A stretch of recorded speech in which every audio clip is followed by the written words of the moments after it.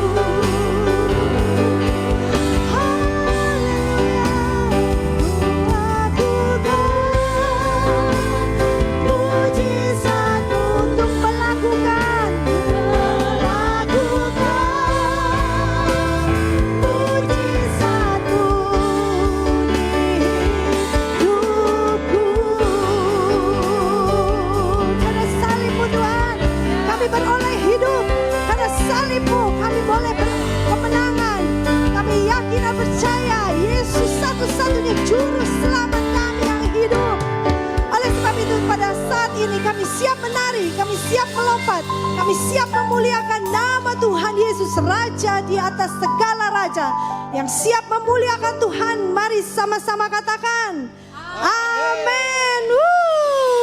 Jemaat yang di rumah, saya jemput untuk bangkit berdiri. Kita mau memuji nama Tuhan, sebab terpujilah nama Tuhan. Dia kuat dan penuh kemuliaan. Kita mau mentinggikan nama Dia, kita menyaksikan kebesaran dan kedahsyatan kuasa-Nya. Haleluya, haleluya, selama-lamanya kami muliakan Kau Yesus. Haleluya. Sama-sama kita mau katakan, terpujilah nama-Mu Tuhan, kuat dan penuh kemuliaan.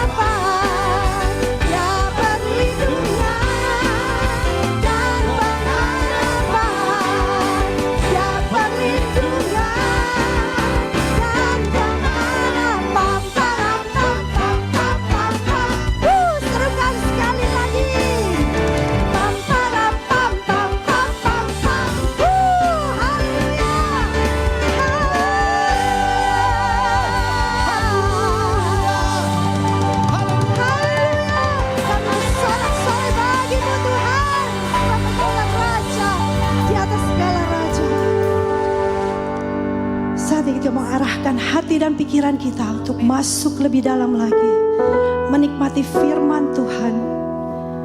Biar melalui firman kita boleh dikuatkan, melalui firman kita boleh memperoleh kemenangan, dan melalui firman-Nya hidup kita boleh dipulihkan. Sebab kami yakin Tuhan, jika Engkau sudah berfirman, mujizat akan terjadi dalam hidup kami.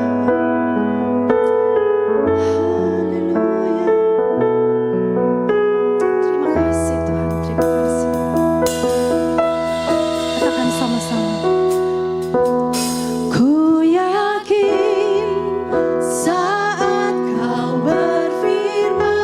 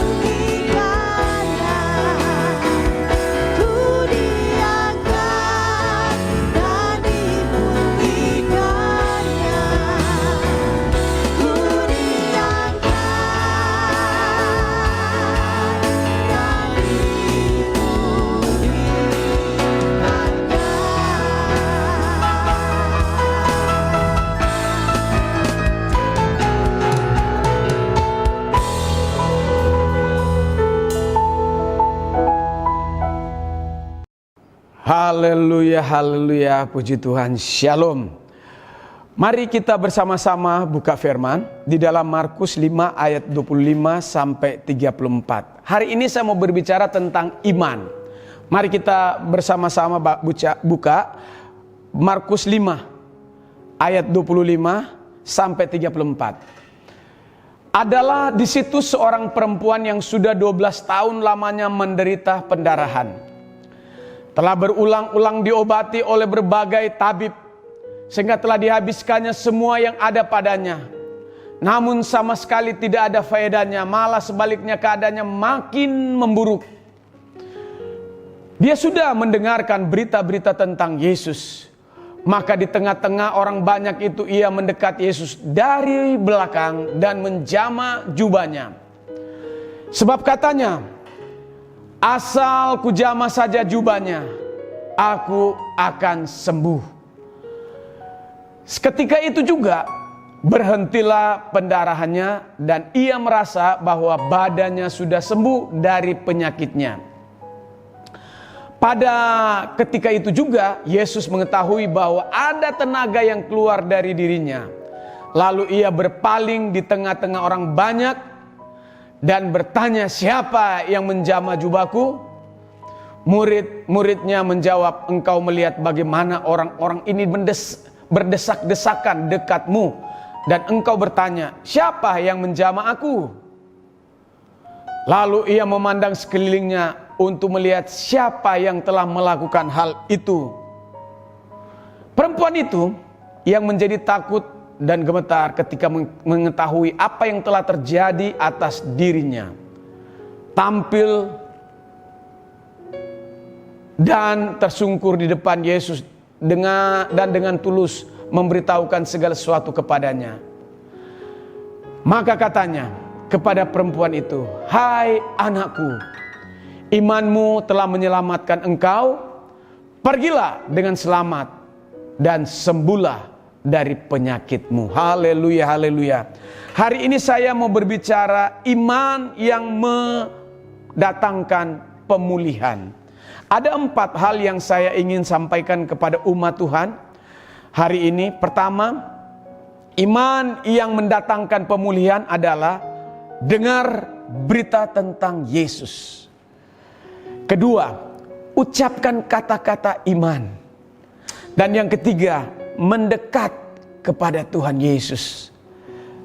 Dan yang keempat, Tuhan mau kita menjadi saksi Kristus. Doa saya, kiranya firman Tuhan menjadi berkat buat kita semua. Mari kita berdoa.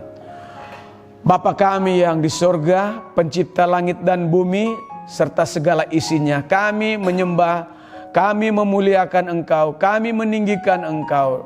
Dan hari ini ya Tuhan, kami datang kepadamu, membuka hati untuk mendengarkan Engkau bersabda.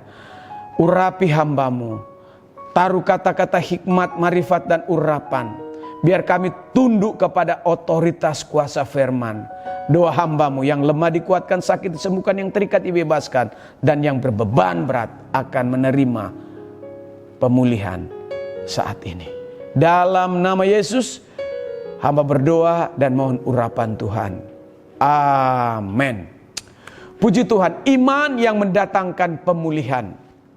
Iman. Haleluya. Dalam dunia kita diperhadapkan dengan berbagai macam persoalan, juga berbagai macam jenis sakit penyakit. Yang lagi hebohnya di dunia ini adalah COVID-19. Belum ditemukan obatnya, dan sudah ribuan orang meninggal di seluruh dunia. Dan di Indonesia, ya, data terakhir sudah 3.000, kurang lebih 3.000 orang yang meninggal. Saudaraku, sampai sekarang belum ada obat. Dan saya percaya hanya Tuhan yang bisa menyembuhkan orang yang sakit COVID-19.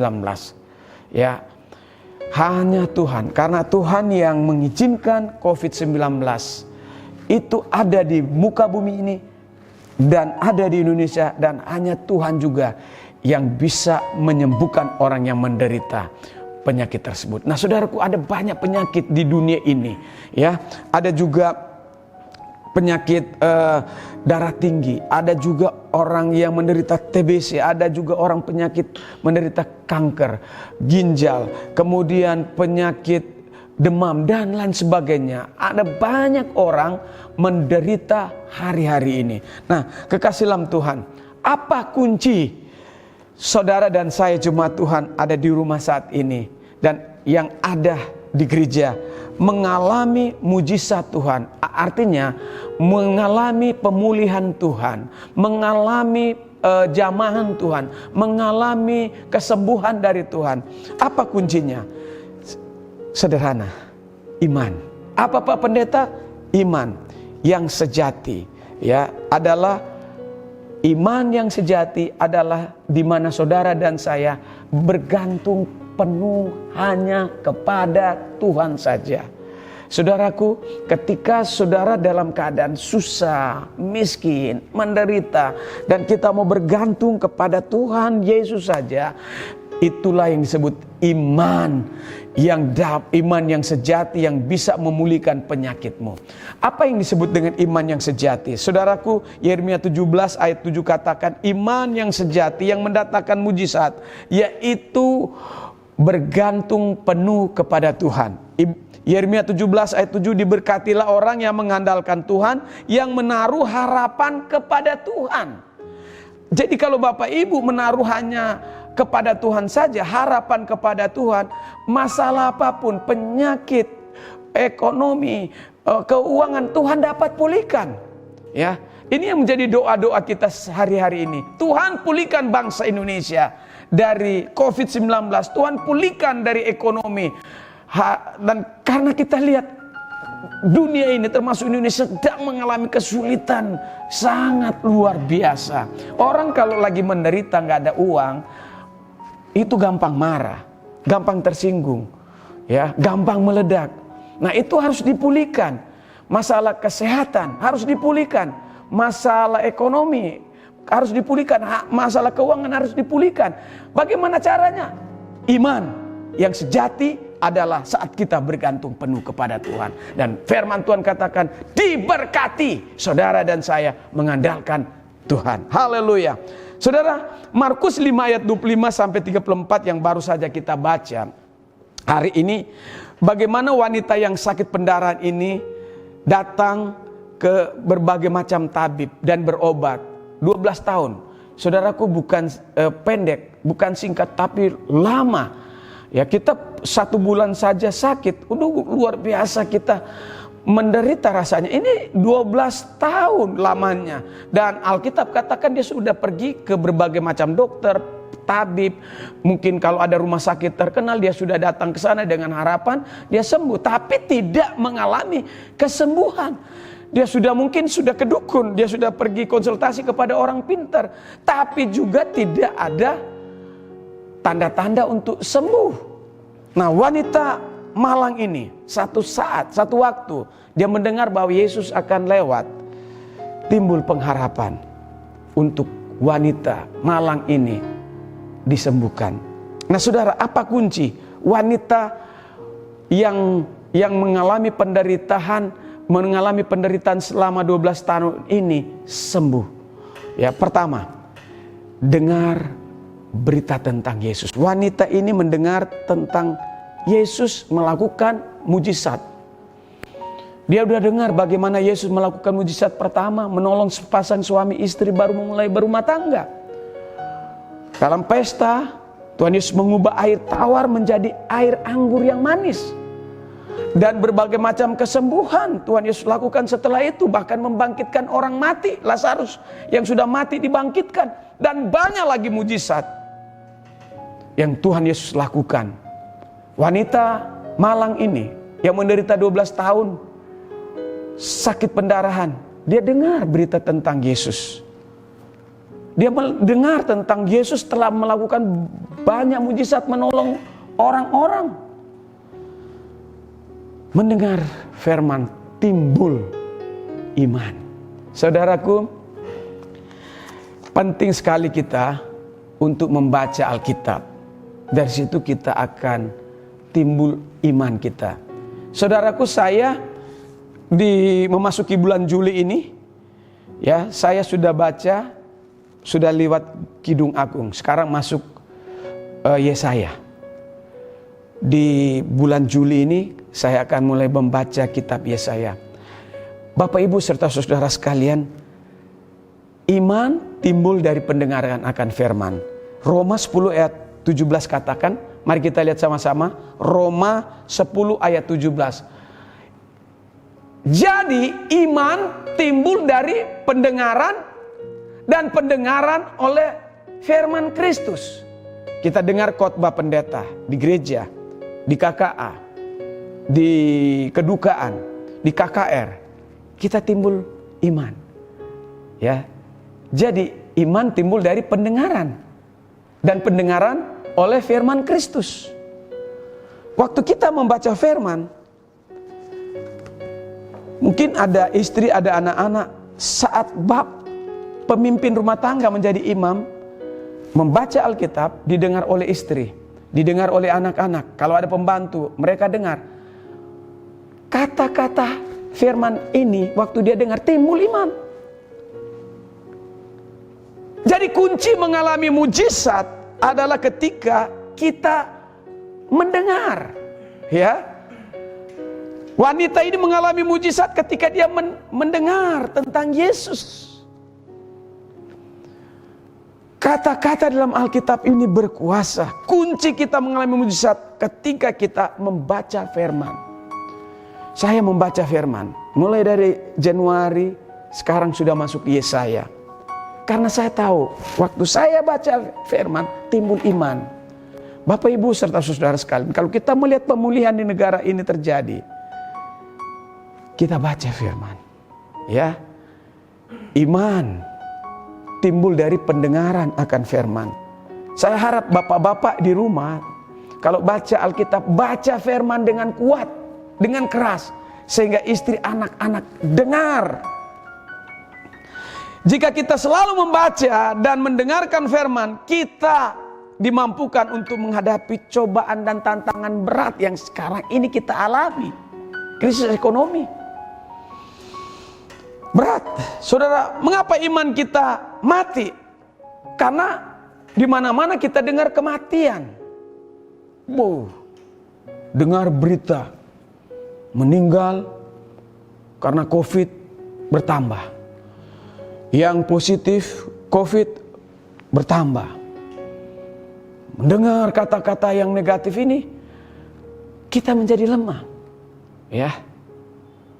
Sampai istri saya ketika pengumuman itu setiap jam 4 diberitahukan tentang pertambahan orang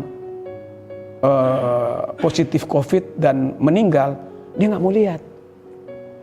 Karena apa? Berita negatif. Ya, kalau berita buruk itu membuat iman kita apa? Iman kita akan lemah.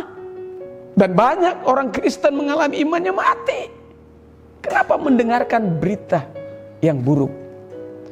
Saudaraku, baca firman. Ketika kita baca firman, ada berita-berita yang baik kita akan dapat di sana. Dan iman kita menjadi kuat. Haleluya. Puji Tuhan. Yang kedua, Markus 5 ayat 28. Tolong dibuka. Markus 5 ayat 28. Firman Tuhan berkata begini. Sebab katanya wanita pendarahan 12 tahun yang kita sudah baca tadi, asal ku jamah saja jubahnya, jubah Yesus. Kata wanita pendarahan ini, aku akan sembuh. Saudaraku, yang ketiga, yang kedua ini saya mau bicara tentang ucapkan kata-kata iman. Ucapkan kata-kata iman. Wanita pendarahan ini berkata, asal ku jamah jubah Yesus, aku akan sembuh. Marilah kita berkata-kata yang benar, kata-kata yang positif. Ya kan? Kalau tadi saya bilang kalau kita dengar kata-kata negatif kita jadi lemah dan iman kita jadi mati. Nah sekarang Pak Pendeta beritahu yang kedua, mari kita berkata-kata iman. Seperti wanita ini katakan, asal ku jamah saja jubahnya, jubah Yesus, aku akan sembuh. Iman ini, wanita ini luar biasa. Ketika dia merasa begitu sangat menderita, dia datang kepada Yesus dengan kata-kata iman. Roma 10 ayat 9 dan 10 katakan, ayat 9, sebab jika kamu mengaku dengan mulutmu bahwa Yesus adalah Tuhan dan percaya dalam hatimu bahwa Allah telah membangkitkan dia dari antara orang mati, maka kamu akan diselamatkan. Ini kata-kata iman, ya kan? Sebab jika kamu mengaku dengan mulutmu, perkataan iman, ya, bahwa Yesus adalah Tuhan dan percaya dalam hatimu bahwa Allah telah membangkitkan dia dari antara orang mati, maka kamu akan diselamatkan. Kata-kata iman, katakan, ya.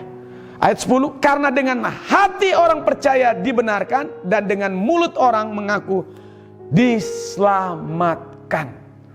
Ucapan kata-kata iman ini luar biasa. Ya, beberapa orang di gereja kita disembuhkan dari sakit berawal dari dia mengucapkan kata-kata iman. Dengan iman yang ada padanya, penyakitnya sembuh. Luar biasa, haleluya. Perkataan kita atau ucapan kita menentukan hari-hari kita ke depan. Untuk itu jangan kita mengeluarkan kata-kata kutukan. Sekali lagi, ya, 2 minggu kemarin saya bicara tentang hal itu kepada saudara-saudara sekalian. Saya sekarang ingatkan lagi kita agar supaya hati-hati kita mengucapkan. Jangan kita mengatakan kata-kata kutuk kepada suami, kepada istri, kepada anak-anak kita. Ya. Yang harus ada di mulut kita ucapan-ucapan yang memberkati orang. Memberkati suami, memberkati istri, memberkati anak-anak. Kalau di kantor di mana saudara bekerja, kata-kata kita mengucapkan berkat kepada orang-orang di kantor, ya, di mana kita bekerja. Saudara, mari kita berhati-hati berkata-kata. Mari ucapkan kata-kata iman yang memberkati orang.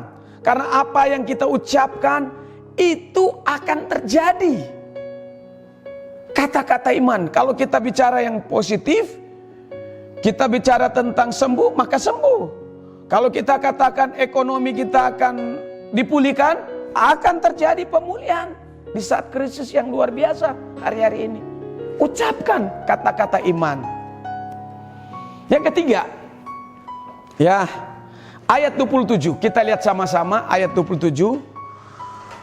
Haleluya. Ayat 27, Markus 5:27. Dia sudah mendengar berita-berita tentang Yesus, maka di tengah-tengah orang banyak itu ia mendekat Yesus dari belakang dan menjamah jubahnya. Yang ketiga, wanita pendaran ini mendekat kepada Yesus. Ya, saudaraku, Pemazmur katakan, hanya dekat Allah saja aku tenang. Ada banyak orang yang hidup tidak tenang hari-hari ini. Pemazmur katakan, dekat saja kepada Allah kita menjadi tenang. Nah, wanita pendaran ini mendekat kepada Yesus. Wanita datang kepada Yesus dan ia mengalami mujizat kesembuhan. Yang tadinya dia menderita pendaran selama 12 tahun. Ketika dia mendekat dari belakang dengan iman, dia sembuh. Jika kita ada masalah, sakit penyakit, masalah ekonomi, mari datang mendekat kepada Yesus. Artinya berdoa. Di situ kita diajar untuk merendahkan hati kita kepada Tuhan. Dekat kepada Tuhan. Dan kita harus bertindak dengan iman. Wanita ini mengajak kita untuk melangkah dengan iman. Wanita ini, dia di tengah orang banyak, ia mendekat kepada Yesus dari belakang. Nah, saudaraku, ketika dia datang kepada Yesus, dia menjadi sembuh. Wanita yang malang ini, yang 12 tahun menderita, dia mengajak kita, kalau kita ada masalah, melangkah dengan iman, dekat dengan Yesus. Kita jadi tenang, kita jadi sembuh, kita dipulihkan. Oh, haleluya, haleluya. Lukas 5 ayat 5. Ketika Tuhan Yesus menyuruh Petrus, tebarkanlah jala, dan Petrus taat melakukan perintah Yesus, ia pun mengalami mujizat. Mujizat Tuhan terjadi saat kita datang mendekat dan mentaati perkataan Yesus. Saudaraku, ada banyak orang kenapa tidak mengalami mujizat? Karena apa? Dia meragukan firman. Dia ragu, bisa nggak terjadi mujizat? Wanita ini dia tidak ada keraguan sama sekali. Dia datang kepada Tuhan dan dia bertindak dengan iman, mendekat kepada Yesus dan mengalami mujizat Tuhan. Haleluya, haleluya. Dan yang keempat, Markus 5 ayat 33. Markus 5 ayat 33, kita lihat kebenaran firman Tuhan bagian yang akhir. Markus 5 ayat 33. Ya, kita lihat, kita baca sama-sama. Perempuan itu yang menderita pendarahan selama 12 tahun, yang menjadi takut dan gemetar ketika mengetahui apa yang telah terjadi atas dirinya, tampil dan tersungkur depan Yesus dan dengan tulus memberitahukan. Ya, garis bawah memberitahukan artinya bersaksi segala sesuatu kepadanya. Saudaraku, beberapa hari lalu ada jemaat yang datang minta doakan buat anaknya di rumah, dan saya katakan kepada suami istri setelah didoakan, bersaksi. Ya kan? Apa yang Anda alami, bersaksi. Ada juga minggu lalu orang ibu, bapak menelepon saya untuk datang ke rumah sakit Citra. Saya bilang kalau sudah sembuh, bersaksi.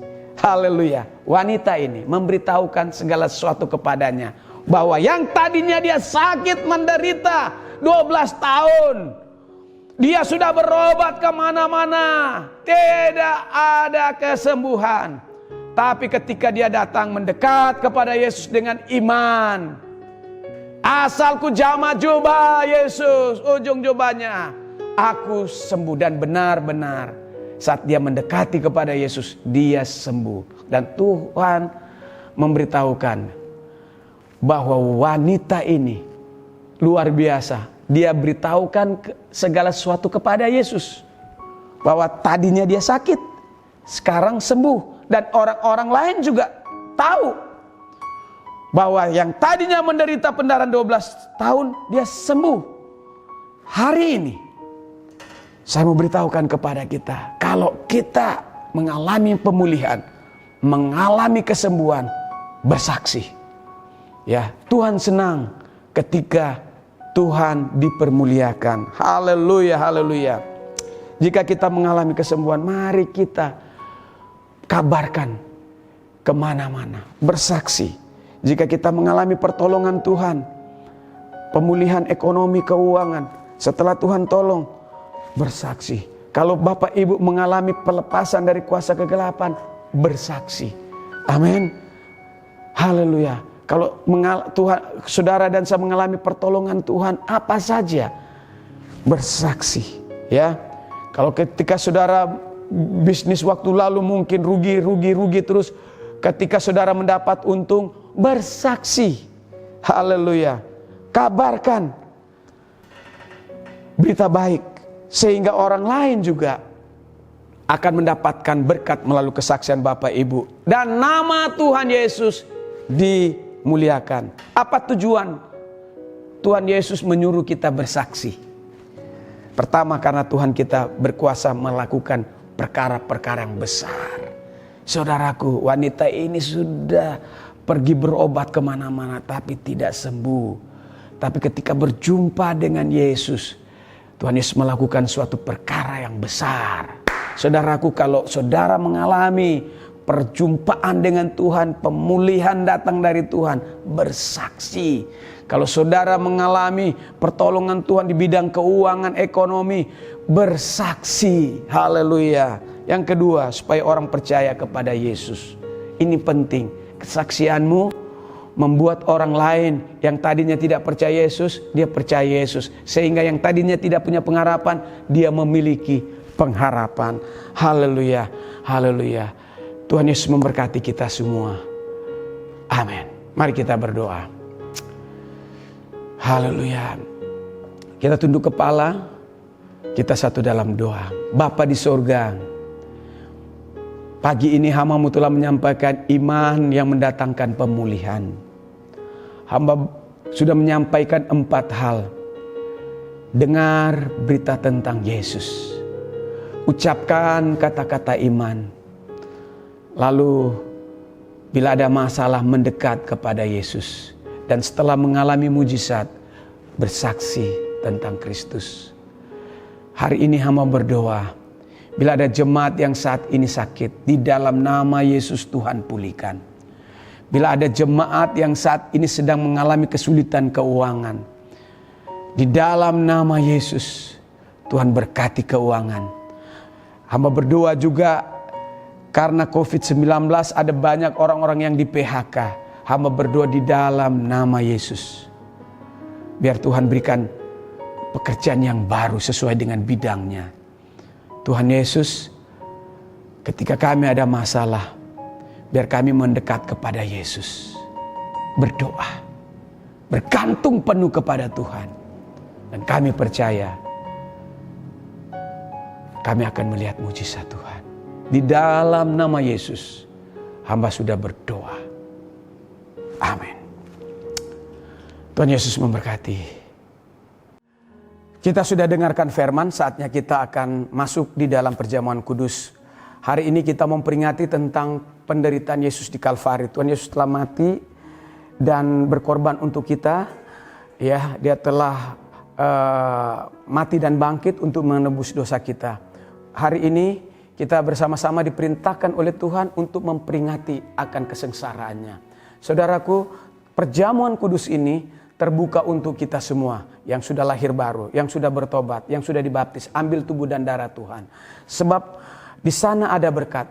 Tapi kalau kita merasa, Pak Pendeta, aku ada salah, ada dosa, mari bereskan itu. Minta ampun dosa-dosamu.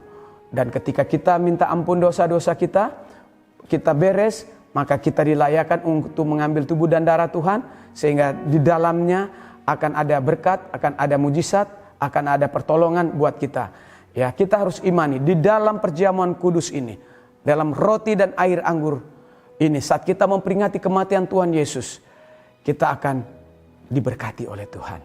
Haleluya, haleluya. Mari kita bersama-sama berdoa terlebih dahulu. Haleluya. Mari kita introspeksi diri. Jika kita ada dosa, kita minta ampun. Haleluya. Haleluya. Dan setelah itu kita memperingati akan kematian Yesus di Kalvari. Ingat kebaikannya, ingat kasihnya. Tuhan Yesus telah berkorban, menderita untuk kita. Supaya kita yang berdosa diselamatkan. Supaya kita yang sakit disembuhkan. Supaya kita yang kena kutuk, Tuhan angkat semua kutuk-kutuk. Tuhan ganti kutuk menjadi berkat. Haleluya. Minta Tuhan kuduskan saya, sucikan saya. Katakan Tuhan layakkan saya. Mari kita berdoa. Ikutin doa saya.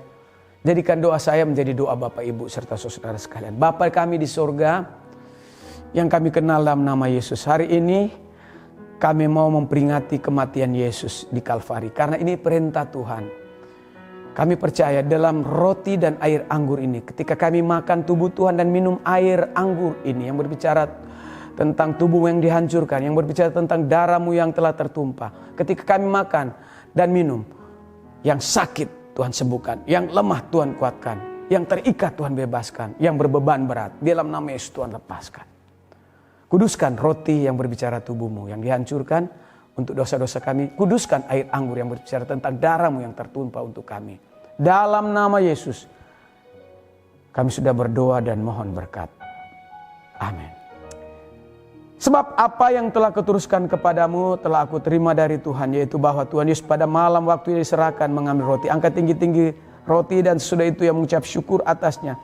Ia memecah-mecahkan dan berkata, inilah tubuhku yang diserahkan bagi kamu, perbuatlah ini menjadi peringatan akan aku. Mari kita makan tubuh Tuhan dalam nama Yesus.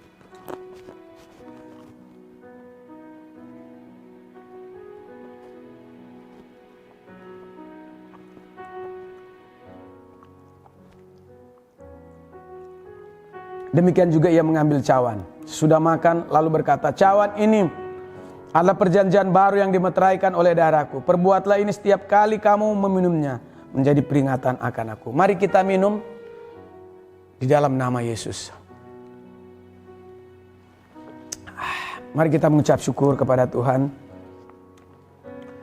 Haleluya. Haleluya.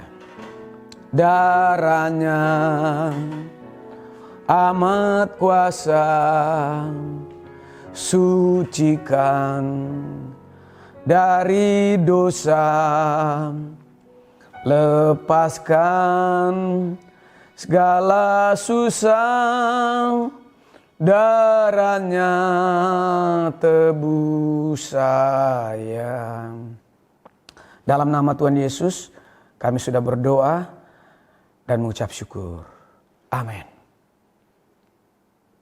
Saatnya kita memberikan persembahan yang terbaik bagi Tuhan dengan penuh sukacita. Sebelumnya kita mau berdoa.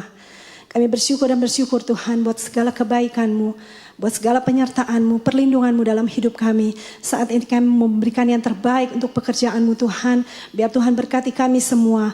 Biar kami juga mau menyerahkan setiap persembahan kami supaya menjadi dupa yang harum di hadapan-Mu dan untuk memperluas kerajaan-Mu di bumi ini. Di dalam satu nama yang penuh kuasa kami mau memberi dengan penuh sukacita. Haleluya. Amin. Semuanya siap memberikan dengan sukacita. Kita mau katakan pujian. Aku diberkati karena Tuhan Yesus adalah sumber dari segala berkat kita. Setianya tak pernah berkesudahan bagi kita. Haleluya. Sama-sama kita mengatakan kasih setiamu nyata bagiku. Hikmat kebajikan bersedia bagiku. Sebab Allah sanggup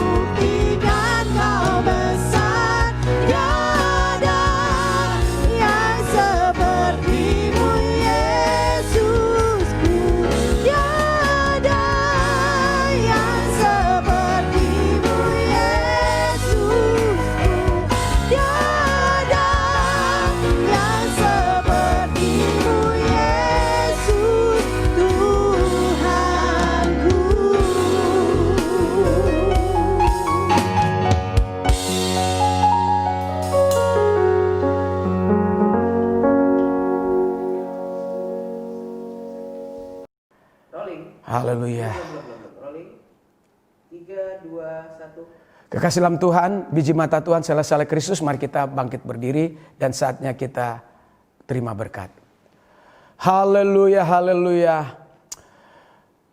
Terimalah berkat dari Allah Bapa, kasih yang besar dari Kristus Yesus, persekutuan, bimbingan, pertolongan, penyertaan Roh Kudus menyertai kami dari saat pagi ini sampai Maranatha.